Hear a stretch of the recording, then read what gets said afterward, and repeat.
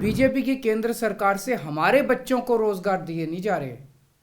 पाकिस्तान से लोगों को लाके उनके बच्चों को रोजगार देना चाहते हैं। किसी की नौकरी ली जाएगी, न किसी की नागरिकता ली जाएगी। बीजेपी वाले पाकिस्तान से लोगों को लाके उन्हें भारत में बसाना चाहते हैं, उनको घर देना चाहते हैं। केजरीवाल जी, वोट बैंक की प्रत्याशा में आप कहां तक जाएंगे? हमारे रोजगार उनके बच्चों को देना चाहते हैं। हमारे हक के घर उनमें पाकिस्तानियों को बसाना चाहते हैं। कृपया करके झूठ का व्यापार करना बंद करें। मित्रों, आज केजरीवाल का एक बहुत ही विचित्र वक्तव्य आया है कि सीए के आने से बाहर के लोग नौकरी लेंगे। ये कौन सा तर्क है?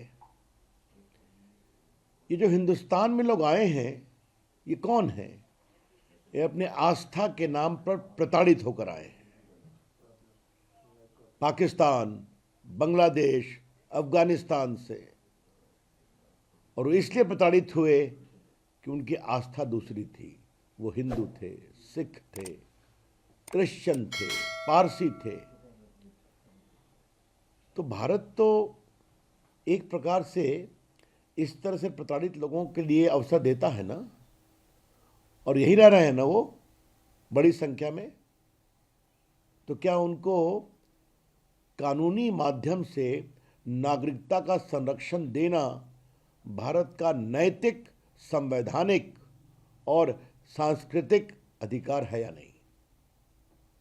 न किसी की नौकरी ली जाएगी, न किसी की नागरिकता ली जाएगी। ये बात हम बहुत स्पष्ट रूप से कहना चाहते हैं।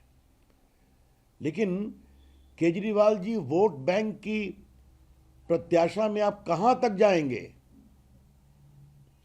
बार बार माननीय गृह मंत्री अमित शाह जी ने इसको स्पष्ट किया है कि सीए हिंदुस्तान के किसी नागरिक की नागरिकता नहीं लेगा। सीए कानून का हिंदुस्तान के किसी भी नागरिक के बारे में कोई संबंध नहीं है। न हिंदुस्तान में रहने वाले किसी की नागरिकता छीनेगा, न किसी को नागरिकता देगा। ये केवल और केवल वो लोग जो अपनी आस्था के नाम पर प्रताड़ित होकर पाकिस्तान, बांग्लादेश, अफगानिस्तान आदि से आए हैं, उनको नागरिकता देता है। और गृह विभाग ने भी बाकायदे एक स्टेटमेंट इशू किया है कि सीए देश के मुसलमानों के विरोध में कुछ नहीं कहता। तो ये फिर बिना मतलब का प्रोपेगेंडा क्यों किया जा रहा है?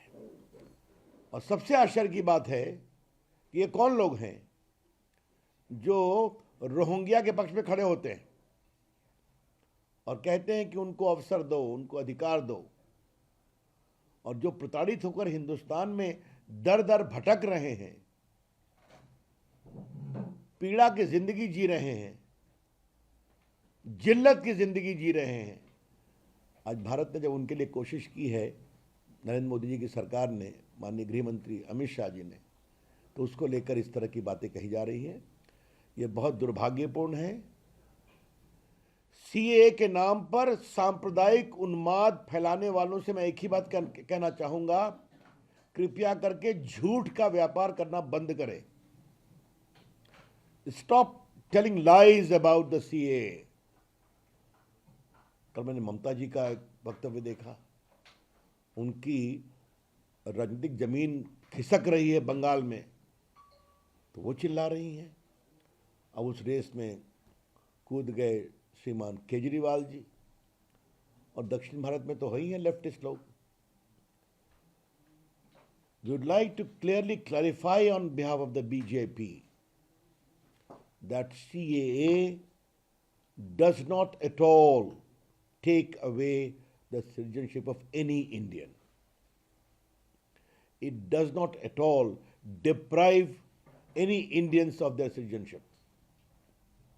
It's only and only related to those who have been victims of persecution because of their faith and were forced to flee away from Pakistan, from Afghanistan, and from Bangladesh.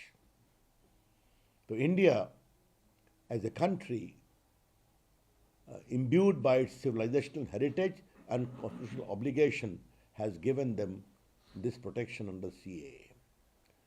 I would urge the parties also of South India, particularly in Kerala and Tamil Nadu, please stop spreading hatred based upon falsehood. तो मित्रों, मुझे कहना था केजरीवाल जी तो कुछ नए नए तर्क रोज निकालते हैं, छोड़ दीजिए उनको।